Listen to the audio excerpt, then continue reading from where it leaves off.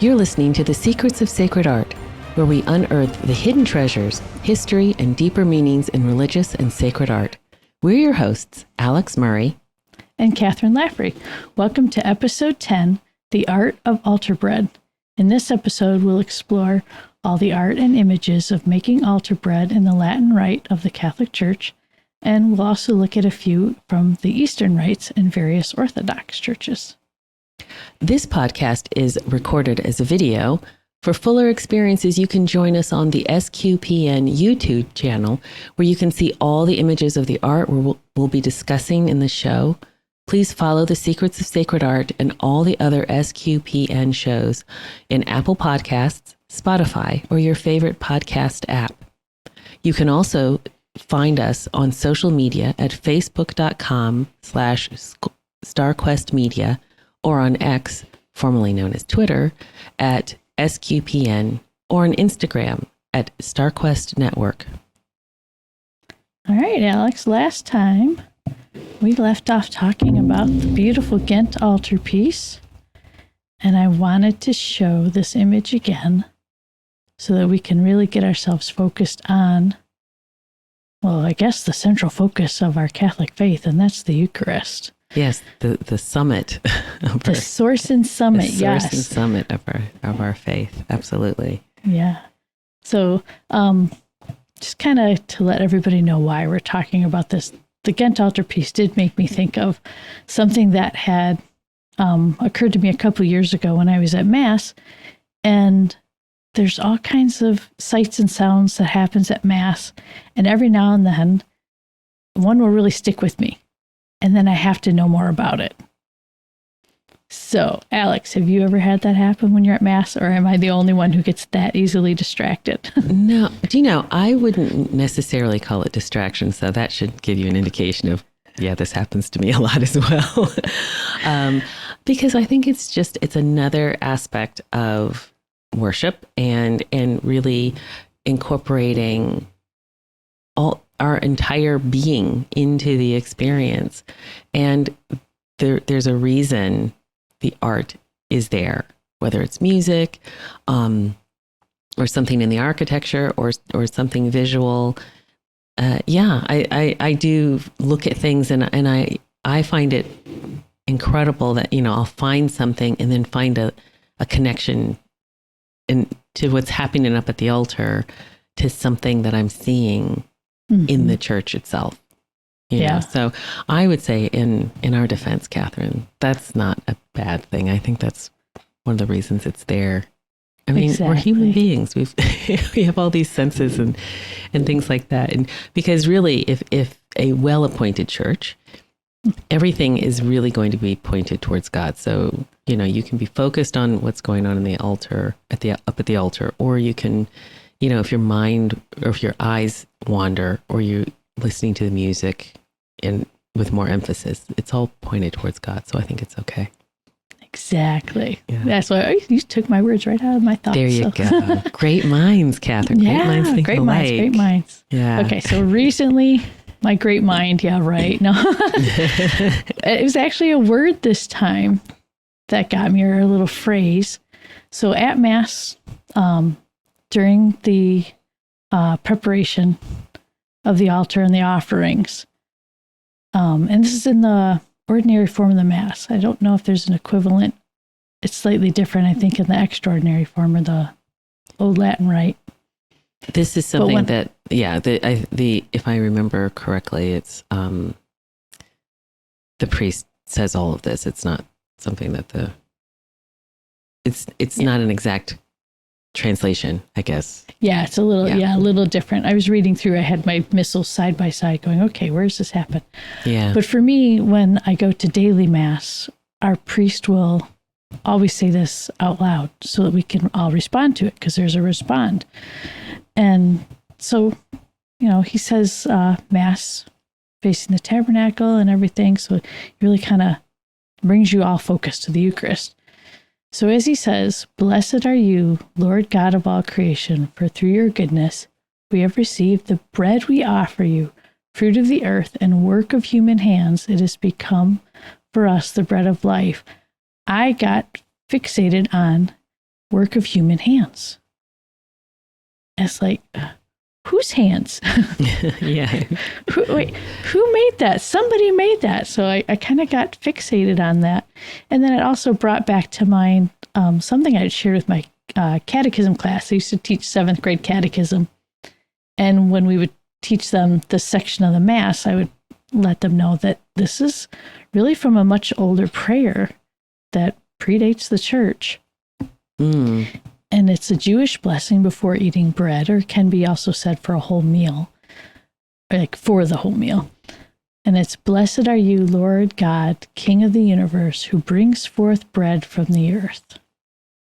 So you can see that, get that tie-in for us. Yeah. Yeah. But yeah, that work of human hands, that's what really got me. It stuck with me for the longest time. And I'm like, okay, wait a minute, what's going on here? And at the time when I had this thought, my husband was working as a sacristan. So I'm like, all right, you're there setting things up, helping the priest, waiting for the count from the ushers for how many hosts or particles need to be in the ciborium and all that other stuff, or count up how many are left in the tabernacle. Sometimes you need to know all that. So I'm like, so where does it come from? Who made this? And he's like, oh, it came from a supply store. They order it. I'm like, okay, that's like telling me grapes, come from the grocery store. Yeah, exactly. I wanted to know more. Somebody made this. Yeah. Who's the somebody? Yeah. And so finally found out that the somebody in our church's case was Kavanaugh bread. Oh, okay. Yeah. They've been around for quite a while. It was in 1943 that some local priests made a request of the father who started this company, the dad. He's got some sons that took over and kept it going. But I guess he was a bit of an inventor. And so he was coming up with a mechanism to make this the production go faster. The nuns that were making the bread had some older machines, and we'll see those in a moment. Yeah. And so this family started making bread, and now they're, I think, the world's largest provider, or one of the largest providers. Oh, wow. Mm-hmm. And is this in Michigan? No, they're actually in Rhode Island. So they're in Greenville, Rhode Island. Yeah. Oh, that harkens back to my past. Hey, you were over in that area. I was, yeah. That's where I became Catholic. There you go. I'm sure I probably consumed some of these. Probably have, yeah. Okay. Yeah, so it's kind of, it's neat to see. Okay, got a little source, but then I am continually curious and always want to know more. Yeah. Okay, because this was 1943. The Catholic Church has been around a whole lot longer than 1943. And they had mentioned the nuns. So I was like, all right, so there's got to be more. But I just wanted to know a little more detail. I like to know, what does the church teach about it? And so that's when I jumped into the general instruction of the Roman Missal. Yeah, yeah.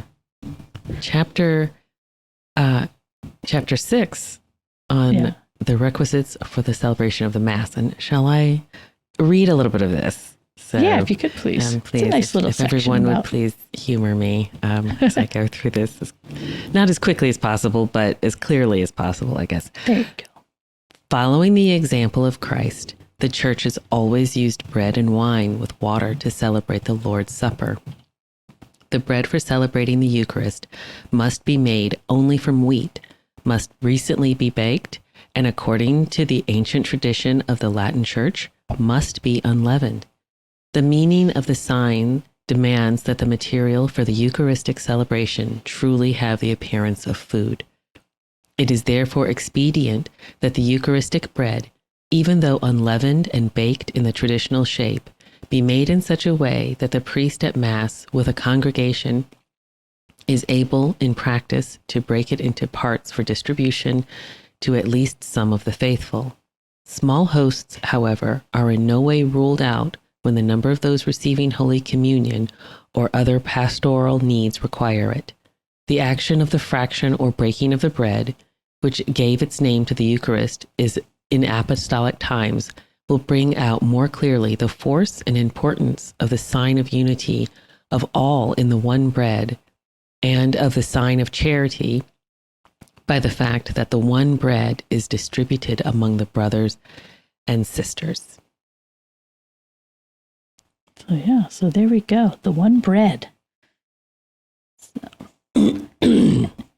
It's interesting. I'm just thinking about, we now just, we have like the little hosts because as, you're going up and sometimes, if there are a lot of people, I don't know if this has ever happened to you, but for, something happens and there aren't enough of the individual, consecrated hosts to distribute among the faithful. The priest will have to break the larger host. And I don't know, that always, it really, to me, harkens back to what it must have been like hundreds of years ago, or even thousands, the first Last Supper, where it really was shared amongst them. And it doesn't happen too often, but when it does, the few times that I've experienced that, it's quite special, I think. Yeah. It always makes me think about the feeding of the 5,000. Yeah. Yeah. Because it's just, there's always enough. Yes, there's always enough. And it's neat. The one image I didn't get, and I'll put a link in our show notes for, was the rediscovery of the mosaic that's in the church where the feeding of the 5,000 happened. So it's a beautiful mosaic of a basket of the loaves and then the fish on either side. That's so neat. Yeah, and it was lost for years. It was only rediscovered in like 1880s, I think it was. Where is this? So it's on the northwest, northwest banks of the Sea of Galilee in the Holy Land. Yeah. Wow. Yeah, so it does go back. It goes back. It goes way back. Not a new idea. No, not a new idea. What was really neat, though, was to see the loaves were basically white circles with little crosses on them. And so that really makes me think, hey, our hosts today follow a pattern that's 1,000 years old plus. Do you know, there was in Pompeii, there was discovered a loaf of bread. And I watched a little video on making I guess they analyzed it and like what's it made out of and everything. And I watched a video on how you too can make this loaf of bread, which of course it was the daily bread. And, that's what you were paid in. It was this bread, and it was like they would bake it, and it was this round loaf of bread, and it was divided, and that's how you would be paid, and you had the little rope around it, and so you could carry it home, like sling it over your back and carry it home. Oh my goodness, I'm going to be total Star Wars geek on this one. Okay. Wasn't Rey paid with bread? Well, she was paid with something. Something that she put a little juice water on it and turned into some sort of bread. Exactly. But so this whole idea of going back to ancient times, I mean, this was a way to literally sustain yourself. And it was something you were working for, and you'd get one every day. Wow. Yeah. See, it's amazing how there's always something to find. We're always looking for something. And I feel like when we start looking for deeper meanings and truths, God is going to give us the grace. One of the gifts of the Holy Spirit, knowledge. Love that gift. Because it just keeps us looking and wanting to know more.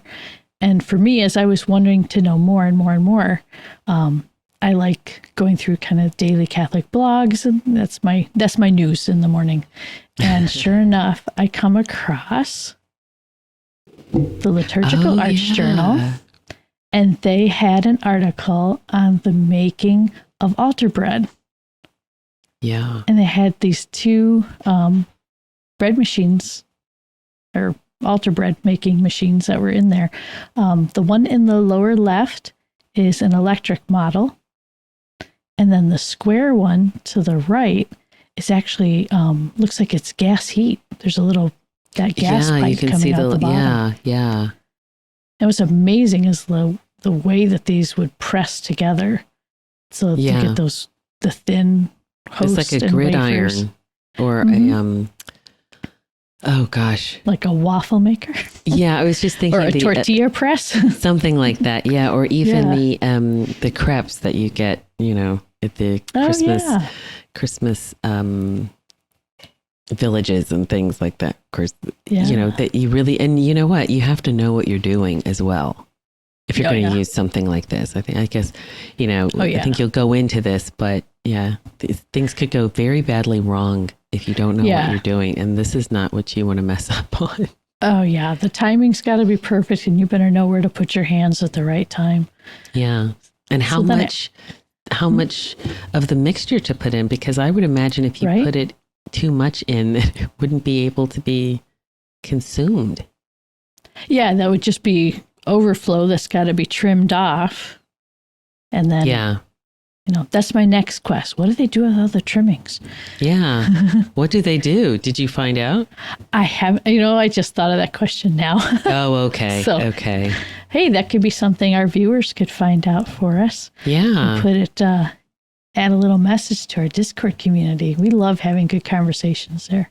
Yeah, no, that's a great idea, because I was actually wondering. I don't think they're super wasteful by any means, but and they've been doing this for 1 or 2 years, so I'm sure they've come up with something very efficient and effective in terms of dealing with the excess scraps. So in questing along, I came across a article from the Diocese of Fort Wayne, South Bend, Indiana, and they had the collection of these different communion bakers. I never know what to call them. I've heard people call it an oven, but it's more like a iron, and that's what I would call it, like a pancake. Yeah, like a waffle iron or a waffle iron. But this is a wafer iron. And what was really neat is they found one that predated the electric model, and that's the one in the lower right corner. It has very long handles on it, so that the bread can be baked in a wood fire oven. Wow, I wonder how old that is. It's beautiful, though. Oh, yeah, I can only imagine the skills needed to time that just right, to have the oven at just the right temperature. Yeah. But do you know what, people had the skills that have been lost, that people have had for hundreds and hundreds of years, and they've just been lost so quickly. But take heart. Human beings are very resourceful. If need be, I'm sure there would be people who'd be able to figure that one out fairly quickly again.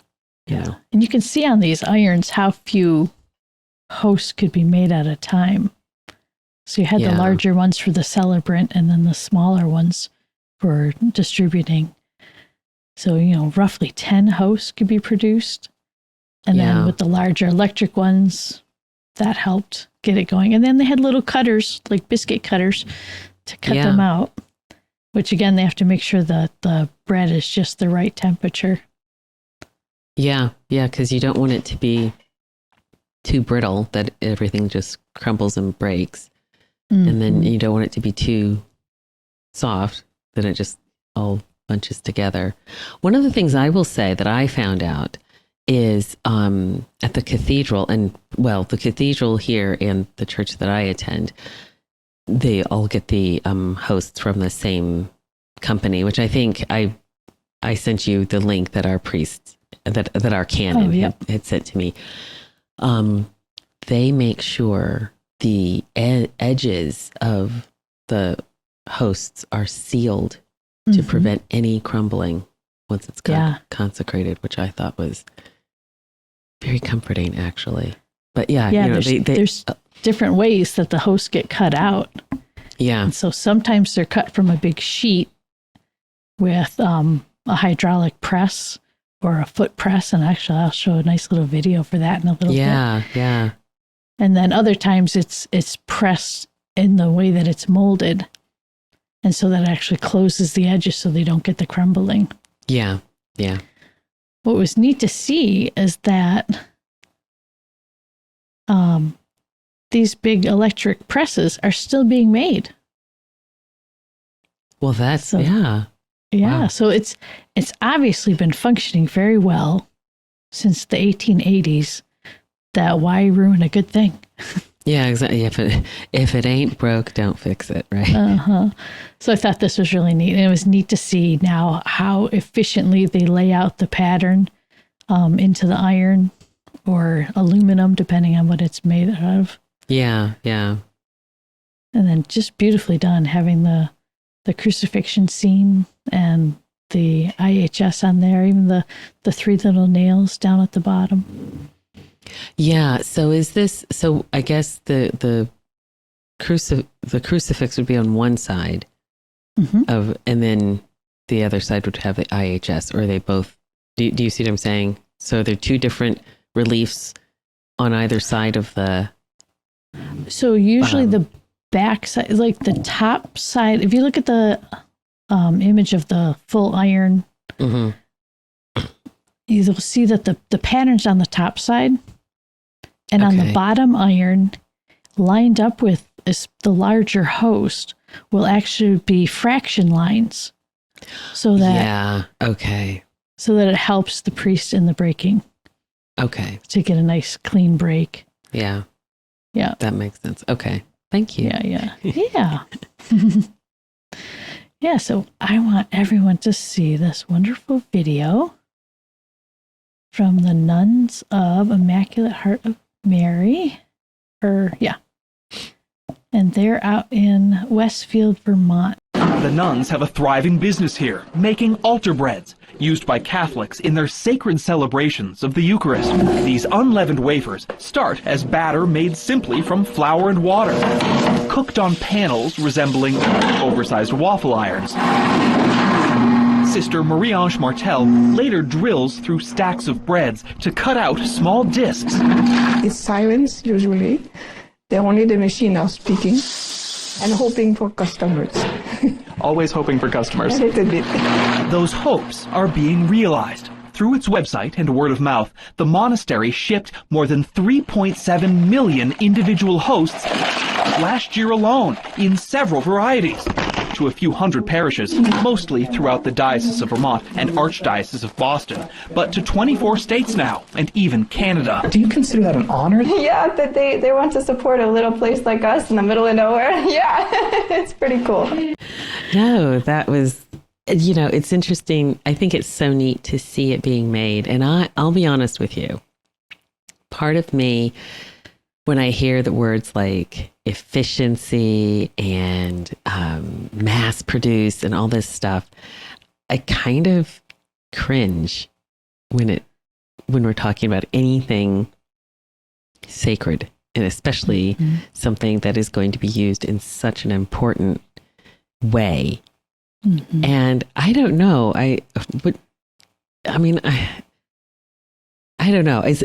It's something that I understand it has to be done. And I actually do really love the idea that we have these sisters making the hosts, and they should be absolutely supported. I think it's wonderful that they're doing that, and I'm so grateful. And it's that tension between understanding there, thanks be to God, there's a great need for lots and lots of hosts to be made. And then the other side of me is going, but it's like, how do I feel about this? Like mass produced something. It's, I don't know, a little bit of tension in the back of my mind. It's interesting because in the scope of how the altar bread is made, that is probably the least production level that that's out there now, because it's still very hands-on. The nuns are right there working. They do pray while they're working, which is beautiful. See, that's the thing. That's what's so incredible. Yeah. Where I know, Kavanaugh Bread has done a fabulous job providing all around. And they make it a point of saying on their website that it's untouched by human hands. because that way it's clean.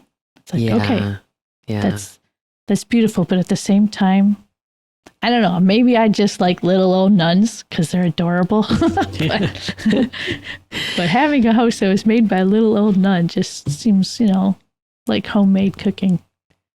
Yes, exactly. Exactly. And that's, I guess that's where I'm getting to, it's really, there is something to be said for that hands-on, handmade product, because there is a little bit of the person going into it, especially the prayers, how beautiful to know that they're praying over everything that they make. And this is something that, now I'm going to sound like a little bit of a curmudgeon, and I don't mean to, but, the whole push for efficiency within making something for the church, I just think, is that how we want to look at, that's not how we should be looking at the church. This is something, because I think it actually goes along with like this whole consumerist attitude towards everything. And, that's the last thing, that's the last way we want to be thinking about these hosts in that way. Yeah, in the church, we don't want to be thinking we want it quick, we want it cheap, we want it now. Exactly. We want to give our best. What is our best? What could we give that would be the absolute best? Yeah, it might be, if it takes 12 years to make one of the most beautiful paintings ever created, and all for the glory of God, then so be it. What's 12 years in the grand scheme of eternity, right? Yeah. But it's real. No, go ahead. No, it's just like for many of these convents, this is what supports all their needs, is selling the altar bread. So I made it a point to list a bunch of them. There's so many more out there that are selling their altar breads as a way of supporting their community. And, so take a look. Maybe, you never know, maybe your parish is already using the altar breads from a convent somewhere. Yeah. I mean, it is something that, this is the way, monasteries and convents, they've traditionally supported themselves by producing really wonderful things, whether it's wine and beer, cheese, hosts for the mass, fabrics, all kinds of things. And I think it's a lovely way to support, I don't want to say small business, but they're small businesses, and they need our support. And of course they're giving us their all, they're praying for us. So I think it's worth, in whatever you're looking to purchase, if you want something special, to maybe take a look at some of these convents and monasteries first. And then if you can't find what you're looking for from them, then move on to maybe another small business. Yeah, exactly. Yeah. So, well, before we go on, we would like to we want to take a moment to thank our patrons who make it possible for us to create the Secrets of Sacred Art, including Anthony C., Michael F., John M., Maureen, and Adam S. Their generous donations at sqpn.com/give make it possible for us to continue the Secrets of Sacred Art and all the shows at StarQuest. You can join them by visiting sqpn.com/give. So now let's go back to the subject of the day, the hosts. Yeah. So we've been on a little quest here, and I'm kind of working, I guess, deeper into history on this. Started with what's going on now, and then who's making it now. We found some older irons to make the host on, but that was like the 1880s. It's got to go back more, right? Yeah, of course. So I was like, all right, I'm going to go to the Catholic Encyclopedia, type in altar bread. And so this is what the Catholic Encyclopedia had to give a little bit of information. And it said that as far as the irons or the molds go, their existence is established as early as the 9th century, although no specimen earlier than the 12th century is known to exist in recent times. The discovery some time ago, however, of one of these molds at Carthage carries us back probably to the 6th or 7th century. And on this mold, around the monogram of Christ, is the inscription, I hope I say this right, Hic es flos campi et ilium. Yeah, and then that is from the opening of the 2nd chapter of the Song of Solomon. This is the flower of the field and the lily. That's so beautiful. Oh my goodness. When I saw that, I was like, oh, you love us so much. That's so sweet. Yeah. So it's neat to know that there were irons found to making hosts as far back as the 6th or 7th century. Yeah. That's awesome. Yeah, it really is. Yeah. It's incredible that this is one of the things that is so, maybe as a convert, I don't know, you're a cradle Catholic, maybe you feel the same way, but I think one of the things that I find wonderful about learning more and more about the faith is the consistency.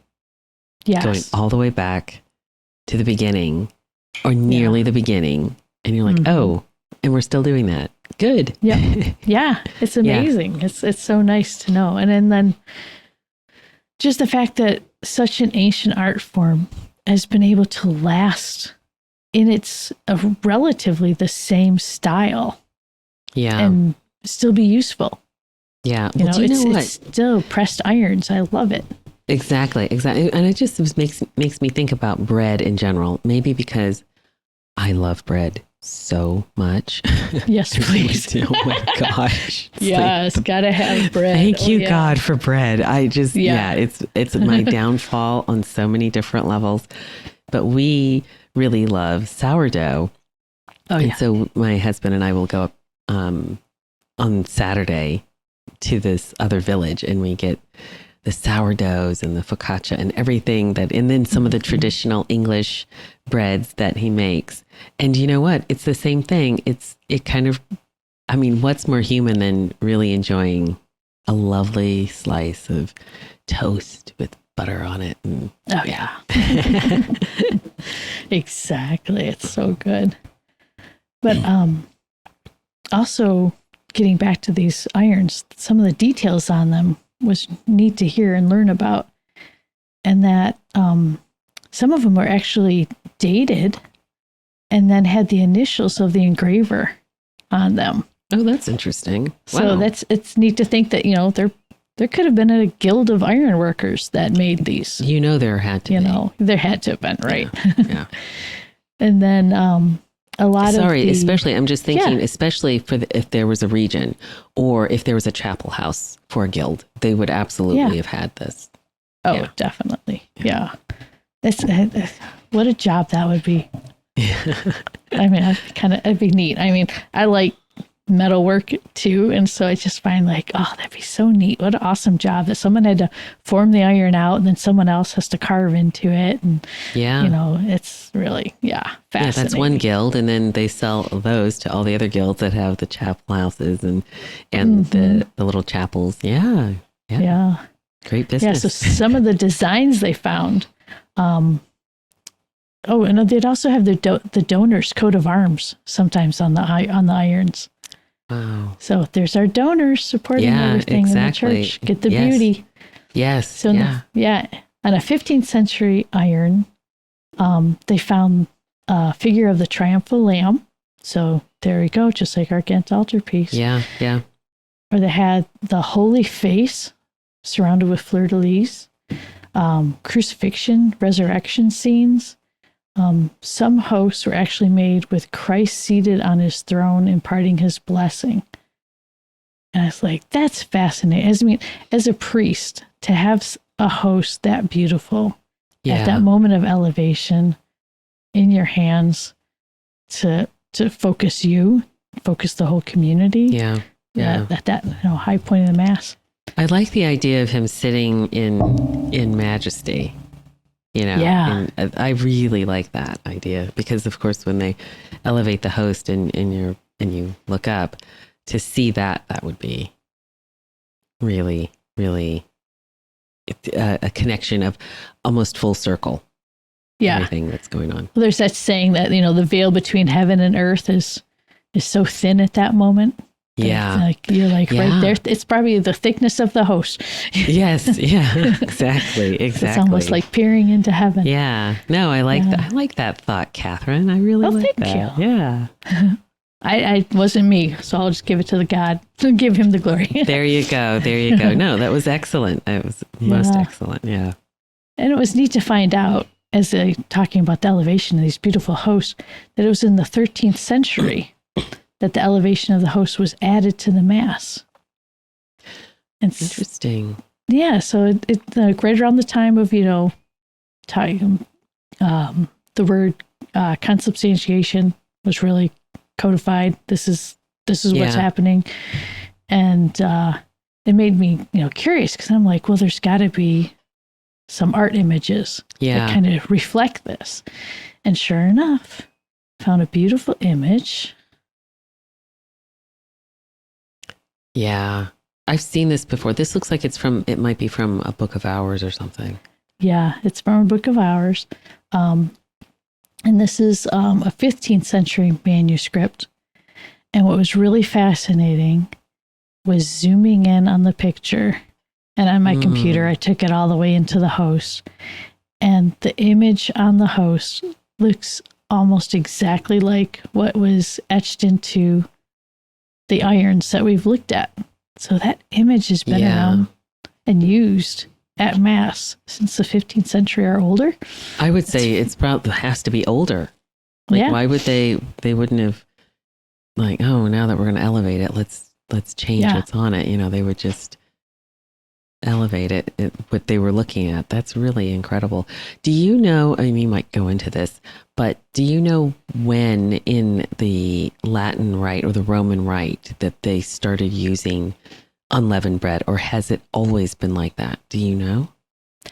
It's gone back and forth. It's from what I could see in the Catholic Encyclopedia. It wasn't clear, except for the only thing I did notice that started happening was as they were working through, what kind of bread are we using? How is this going to be prepared? Who's going to prepare it? Especially within the Latin Rite, was that there were a lot of times where the people who were asked to make the bread were messing around with the recipe.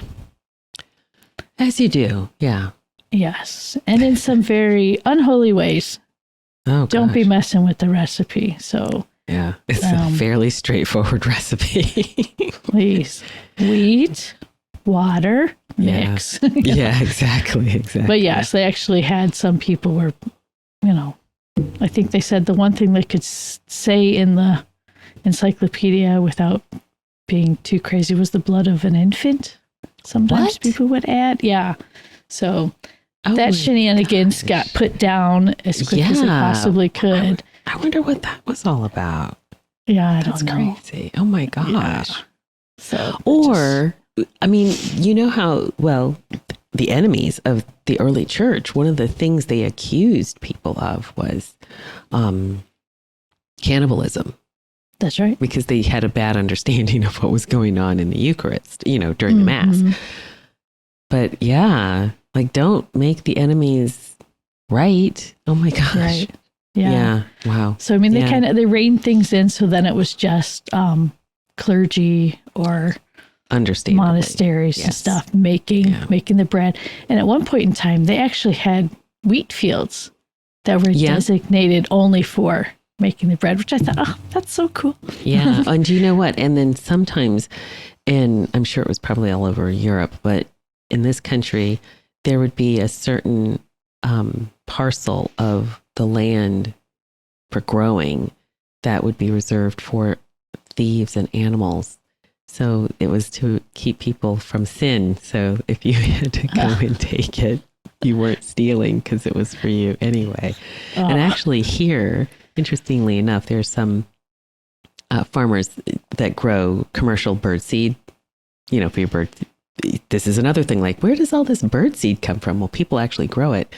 And in certain parts, they'll leave it they'll cut only a certain amount, and then they'll leave the rest for the wintertime for the wild birds, because the snow falls on the crop, and it creates like a little hovel for the little birds to go in to hide from predators or to stay a little bit warm, and then they just eat when they're under there. So this is something that probably, I'm sure it goes back to what the monasteries and convents were doing, you know, and growing the wheat. So that's another way that it's like some of the traditions are, I think, have been brought forward to today. Yeah. So we have another image here from a manuscript. Actually, not from a manuscript. This is actually a souvenir that people could pick up and take home and then add it to their Book of the Hours at home. And this is actually a illumination of the miraculous host that was in Dijon. And this ties into our Ghent altarpiece, because this was actually gifted to Philip of Burgundy. Oh, yes, and the he patron. built a big chapel to house it in, and then you have pilgrims coming to see it, and the pilgrims would take home these little souvenir illuminations. Wow. And, you know, and look at this. I mean, obviously this is a drawing, a reproduction of the miraculous Eucharist, but even how just the way that this artist could have drawn a perfectly round circle, but he didn't. He made it kind of look like blood, like seeping through. And that was the miracle of this host. It was a bleeding host. Yeah, exactly. But you can see, but the way he's done it, the way he's drawn the blood, it looks like blood because it's heavier and thicker and darker in some areas, and then it's light, just literally as if it really does look like blood. It doesn't look like paint or some kind of border. It looks like blood. And what was fascinating was seeing other illuminations of the same host all had the design of the host itself the same, very carefully laying out how it was, where you have Christ seated in majesty, but around him are you have the scourging pillar and other of the instruments of his passion. The nails, maybe. Yeah, the 3 nails, and I believe that would probably be the lance. Yeah, I think you're right. So I thought that was fascinating. Well, yeah, because they're all looking at the same thing, or the source is going back to the original source is there. Yeah. Well, sadly, this no longer exists, and it was burnt during. Oh my gosh! Some upheaval in France. I forget when. Upheaval exactly in France? I know, it's crazy. So yes, it was sadly destroyed, and I believe that the church that it once housed it does a reparation mass continually ever since then. Wow. Yeah. So it's a beautiful piece. Yeah, it's gorgeous. All right, so now moving forward in time, we can see this is Juan de Juanes, his image of Christ our Savior with the Eucharist. And this was a few years after the image that we just saw. But again, look at this beautiful host that he put in the painting. And this is a host that has a crucifixion scene on it with Mary and John on either side of the cross of Christ. Yeah. It's really neat because, of course, when he says, "This is my body." Yeah. Yep. And then Alix, you shared a beautiful picture with me. Yeah. Have you seen this before? I think I had seen it before, but this is the first time I really took a close look at it. Yeah. Yeah. And it's by Ingres is his last name. And he's an artist. He was an academic painter in the 19th century. And I mean, a lot of his work is everywhere. I think if you look, you'll be amazed at how familiar or how aware you are of his stuff. Because he did some beautiful work. And if you like academic paintings, he's one to look at. But yeah, and of course you can see the IHS in this one. And I love how it's suspended. Yeah. That's what I love about it. And I think, I just sent you this image and I shamefully didn't do any research on what it was supposed to be depicting. Clearly that's the Blessed Mother. And we know that because of her colors. Not just her halo, but the colors she's wearing. And she definitely has a mother looking at her son sort of face. She does. And there are two other saints behind her. I'm going to take a guess and say the woman on the left is Saint Helena. She's holding the true cross. Yeah. That would make sense. Yep. Yeah. And then Saint Philip of France, no doubt, on the gentleman behind. Yeah. Nice. Hey, good investigative look there. Well, do you know what? When you start to, and I hope that our listeners and viewers, when they start looking at art and as we share with them the different symbols and meanings and colors and maybe gestures and postures, that they'll be able to figure out who and what they're looking at, but in the same way that people hundreds of years ago would have been able to figure out who and what they were looking at. It's all through that symbolism and this other language, this hidden language of sacred art. Yeah. So my quest in looking at, how the bread was made also got me thinking about a friend I had made when I went to the Scala conference. And he's in a Byzantine Rite Orthodox church. And we had great conversations talking about differences, similarities. So I called him up and I was like, I've got some questions about the holy bread for, that you use at your church. And he's like, oh yeah, sure. I'll tell you about it. And the one thing that was a funny little question that stuck with me, because they have leavened bread and it's not like a bunch of them made for everybody. It's one loaf. It's like, how do you know there's going to be enough for everybody there? Yeah. And he's these are practical questions. Right. Practical questions. He's like, it's how it's served.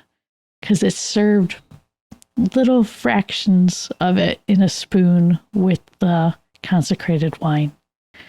Okay. So he says there's always enough for everyone. There's always going to be enough. Wow. Yep. Individual spoons, or everybody uses the same spoon? Individual spoons now. Okay. I mean, post-COVID changed some things, yes. I guess, yeah. But they don't exactly it's not like you're eating ice cream off a spoon. It's more like it's poured into your mouth. Okay. Okay. That's good to know. That's fascinating. Yeah. I didn't know that. Yeah. Wow. Yeah, I know. And what's really helpful is at Pontifex University, one of our professors who teaches Old and New Testament is a Melkite priest. And so, got a little Eastern Catholic right there. So a lot of similarities with the different Orthodox churches. And, so we kind of get a little mixed flavor. I loved learning Old Testament from him. Alix, you're in his class now. Yeah, he's amazing. Yeah, and I also have to say, he looks like the Mandalorian. He looks like Din Djarin. I did put a link in our show notes so that people can see him at Mass. And don't think Alix, Mandalorian. Sorry. I'm sorry, but that is very fitting, because if anybody knows how to use a thurible and make it look like the coolest thing in the world, it's Father Sebastian. Okay. So you guys will have to see this link. Yeah. Yes, absolutely. Yeah. So he's part of the Melkite Catholic Church in America. And the Melkite Catholic Church is Eastern Catholic Church. It's in communion with Rome, part of the Byzantine Rite. And it's also one of the oldest continuing Christian communities in the world. Yeah. They can trace their lineage back to ancient Syrian rites of Antioch and Damascus. And that is incredible. And also the thing about I guess, the Malachites and also the Chaldean churches is the incredible suffering that they have endured over the millennia. Mm-hmm. And they're still here, thanks be to God. And they do have, it's just amazing. Again, going back, and they're doing things that were done from the beginning, really, from the beginning. So, and their liturgies are beautiful. Yeah, I've never audibly been beautiful and visually beautiful. So please, I hope everyone goes and sees that little snippet of Father Sebastian. Yeah, absolutely it's gorgeous. Yeah, absolutely. Just gorgeous.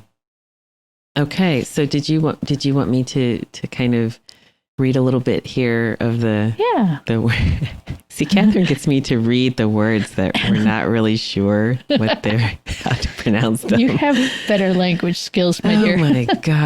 Oh my gosh. Okay, I'll give it a go. Of course, please, any Malachites listening, please forgive me. Yes. So the Malachite Catholic Church calls holy bread korban, and the korban used for Holy Eucharist is leavened. Leavened korban is used by the Holy Eucharist because it symbolizes the living, risen Christ given to us in the mystical supper. Now, traditionally, 5 loaves are made to represent the 2 fish and 5 loaves that our Lord God and Savior Jesus Christ blessed to feed the crowd. And this is from the encyclopedia of the Catholic Encyclopedia. Some prescriptions of the Oriental churches are worthy of notice. Moreover, some of them are still in use. The constitutions ascribed to Saint Cyril of Alexandria prescribe that the Eucharistic bread be baked in the church oven. Among the Copts, Syrians, Jacobites, Malachites, Nestorians, and Armenians, the altar breads must be baked on the very day of their consecration. In Ethiopia, each church must have a special oven for the making of the hosts. In Greece and Russia, the altar breads are prepared by priests, widows, the wives or daughters of priests, or nuns, whereas in Abyssinia, women are excluded from preparing the bread. The Nestorians of Malabar, after kneading the flour with leaven, are accustomed to work in some of the leaven left from the preceding baking. They believe that this practice dates from the earliest times and that it preserves the leaven brought to Syria by Saints Thomas and Thaddeus. For according to the other Nestorian tradition, the apostles, prior to their separation, celebrated in the liturgy in common, and each carried away a portion of bread, then consecrated. And that's interesting because I was reading a little bit about the Orthodox Church, and they have something called blessed bread that is prepared by the women of the parish. And that is not consecrated bread, but that is bread that you can take home to your family and eat that evening or, the following day. And so if we were to go to an Orthodox church, we wouldn't be able to receive their communion, except under extraordinary circumstances. Mm-hmm. But we would be able to bring some of that blessed bread home, which I think is really neat. Yeah, and a friend of mine, he was telling me about another bread like that. I believe hope I pronounced this right, kaliva, which is actually a memorial bread. It's almost like a cake-like bread. They would actually decorate it. They'd put like almonds and things and cross designs. And that's brought in.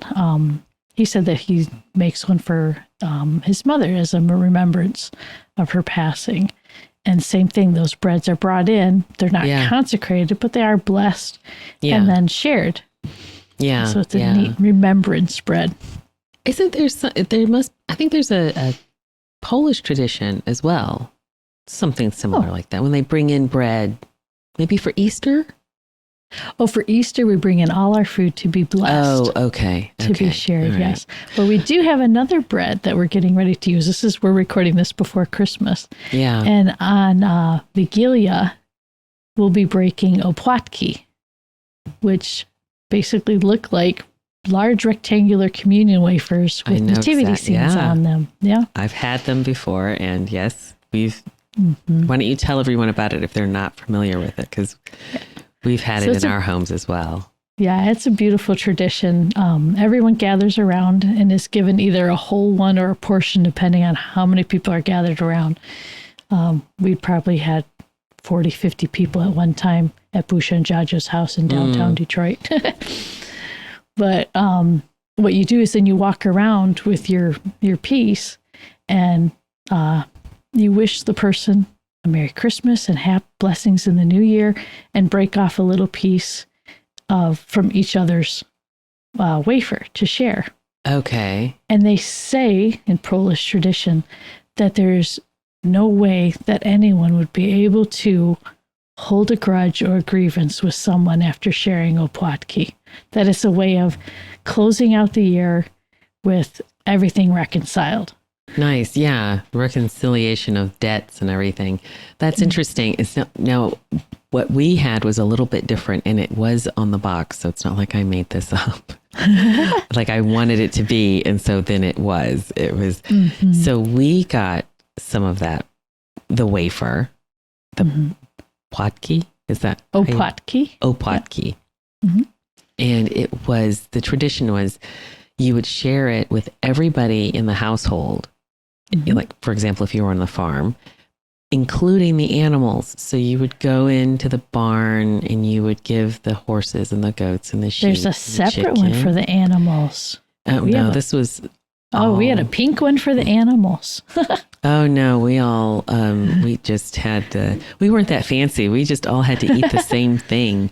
But it was a way of thanking the animals. And so and it's funny because our animals were more than happy to be thanked with it. Yeah, they thought it was great. So my oldest daughter, you had a fish tank in her room. And so she was always happy to take the pink opłatki upstairs and break little crumbs in her fish tank. Yeah. Her fish.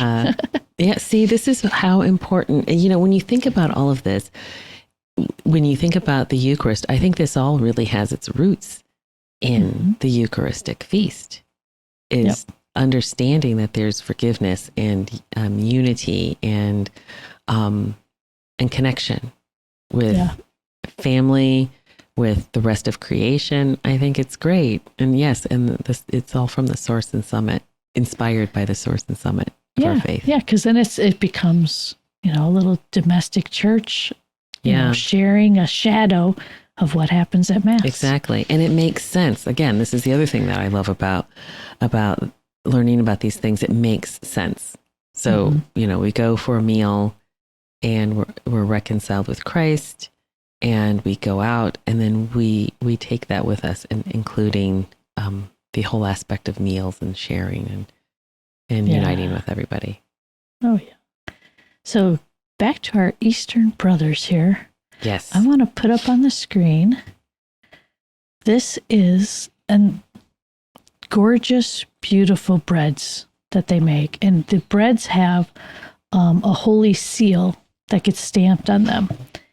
And this image is pretty consistent across the majority of the Eastern Rite churches. Sometimes it varies depending on the holy day, if there's a special celebration. But what we have here in the lower right corner, you'll see the actual wooden carved seal. And no, that's not me showing the mirror image. That's how it looks, so that when it's stamped on the bread, it comes out the right way. Because I was, when I was reading that in Greek, I was thinking it was backwards. I've actually seen where people say, you posted your picture backwards. It's like, no, they're showing you the actual hand-carved wooden seal that has to be done backwards. So exactly. Yeah. And then what's above in this graph is it actually is showing you what each of these 9 quadrants within the bread mean, or what they're used for. Yeah. So Alix, if you could, since it's kind of small on my screen. Oh gosh. Okay. Can you see? Start in the middle. The middle. So the small, and I'm going to have to use the English words for this alphabet because I don't know Greek. That's okay. The small, IEXE, NIKA, or... Oh, let's go to the middle. Oh, sorry, the lamb. Oh, I'm sorry. Let's go right to the heart of it. Okay, scratch that. Okay, the lamb. So the IEXE Nika. For Holy Communion is for the clergy, but not all of the lamb is required for the clergy. Particles from it may be Holy Communion to the people. So they actually divide it into what the priests are supposed to be eating and what the people consume. Yeah. Is that correct? Oh, wow. Yeah. And I love how the heart of this bread is called the lamb. The lamb, yeah. The supper of the lamb. Yeah. And so this is fascinating. Can I just go down to the bottom one? Yeah, so sure. Those particles, so the bottom square coming from the middle those are particles for the dead, but not if all of the squares required for the dead, but can only be for Holy Communion for the people. That's fascinating. That's really fascinating. Yeah. So I recommend people, I'll have a link to the website that had this explanation on the Holy Seal. There's so much detailed information. The woman that put this together did a great job with tidbits of information. And do you know what? When I read this article, so I would also encourage people to take a look at it, because I really didn't do a very good job of trying to explain it to people visually. But what I came away with is I'm so glad I read this article before I attend a divine liturgy at the Orthodox Church near me, because I will have a much greater appreciation for the blessed bread. Yes. You know, I won't take it back again. You know how we kind of get really anxious and a little upset when people don't recognize who they're receiving. It's the same thing. You to read this and go, this is just bread, but this is really special bread that they provide for people in the Orthodox Church. And here it is. Oh, this is it baked up. Yeah. So this is one version of it baked up. I have seen the exact same stamp, depending on which church it's in. The bread might be flattened out more, almost Frisbee-like. Yeah. With the stamp pressed way down into it, and then a larger rim of bread around the outside. And sometimes very small ones also. So again, depending on the church. Yeah, yeah. But it's just beautiful to see it all. It is beautiful. And there's prayers for each one of these sections too, which I found absolutely gorgeous. Again, those prayers are in there. One I would highly recommend our viewers to go find is for the prayers that are said by the priest over the Theotokos particle, which is the one that has the big tall triangle on it. It's opposite. Okay, yeah. It's the opposite arm from the 9 triangles. Yeah. And the priest says, in honor and memory of our most highly blessed and glorious Lady, the Theotokos, and ever Virgin Mary, through whose prayers, O Lord, receive this sacrifice upon your altar in heaven. Isn't that beautiful? It is. It is. I love that. So, and you know, it's almost like it.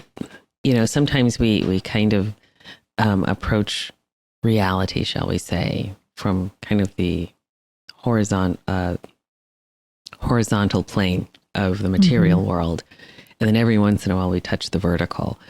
Something like this, it's actually the opposite direction. It's the vertical first, and then coming to the horizontal. I mean, you really do get that. Yeah. That idea that it's the spiritual realm first, and then the natural world. Yeah. And then here's another picture here. Oh, wow. These look so these are a little different. All right. Yeah.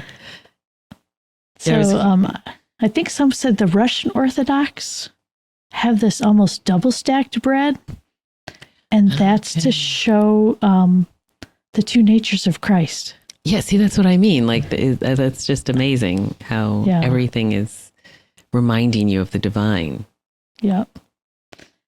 And then the little woodcut there is the saints Alex, you're gonna have to help me with the pronunciation on this first guy. Oh my. Spiridon, I think. Spiridon and Nicodemus. Spiridon and Nicodemus. Yeah. Yes, of the Kiev caves.